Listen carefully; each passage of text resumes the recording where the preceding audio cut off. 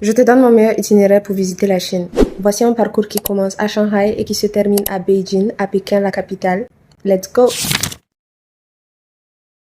Donc déjà, on commence par Shanghai. Tu arrives à Shanghai, très international. C'est la ville préférée des étrangers d'ailleurs. Et tu trouves facilement des gens qui parlent anglais. Alors à Shanghai, tu peux visiter le Bund, les tours de Pudong, le jardin Yu, le Nanjing Road, voilà. Donc depuis Shanghai, prends le train pour Hangzhou, Suzhou, Nanjing ou Shaoxing, tout à moins de 2 heures de Shanghai. Ça en fait beaucoup de villes, mais ce sont de belles villes, alors à toi de voir, selon ton planning, laquelle des 4 tu pourras visiter. Je pense que chacune, une journée devrait suffire. Ce sont des villes du Zhejiang et du Jiangsu.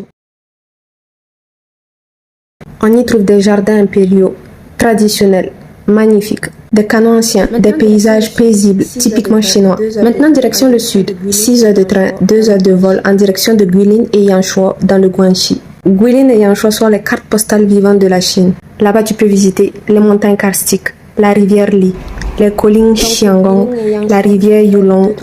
Et tu continues dans la ville de Dali, dans la province du Yunnan. Dali, c'est une vieille ville bohème. Pas pour rien qu'elle porte le nom l'éternel printemps de Chine. Et du piment. De Dali à 5h30 de train et 1h30 d'avion.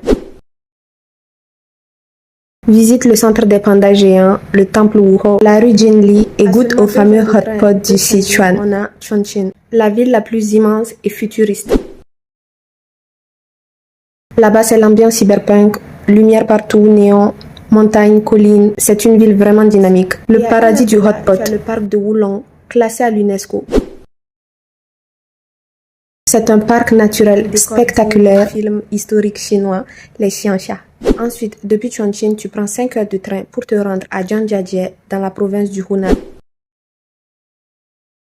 C'est là-bas qu'ont été inspirées les montagnes d'Avatar. Alors si tu n'as pas le mal de l'air, ne manque surtout pas le pont en verre. Et pas très loin, tu retrouves aussi le village de Fenghuang, l'ancienne cité du Phénix. Et tu as aussi le village traditionnel de Furong, avec ses cascades spectaculaires. La capitale impériale. 2-3 jours devraient suffire. Là-bas, tu vas découvrir cité interdite, la grande muraille de Chine, le temple du ciel. Tu fais Shanghai-Hangzhou, Hangzhou-Guilin, Guilin-Dali, Dali-Chengdu, Chengdu-Chongqing, de Chongqing à Zhangjiajie et de Zhangjiajie à Beijing-Pékin. Conseil, commande tes tickets pour le train plusieurs jours à l'avance. Et si tu veux voir des vidéos sur tous les lieux touristiques que j'ai visités, retrouve-les alors dans ma série Show Me China. Il y a le 1 et il y a le 2. J'ai tellement de vidéos que j'ai dû faire une partie 2. Ça, c'est vraiment mon itinéraire express. Mais sinon, tu as d'autres villes. Tu as la vallée de Wangshan, tu as le parc de Luoyang, tu as le désert de Xinjiang, tu as le désert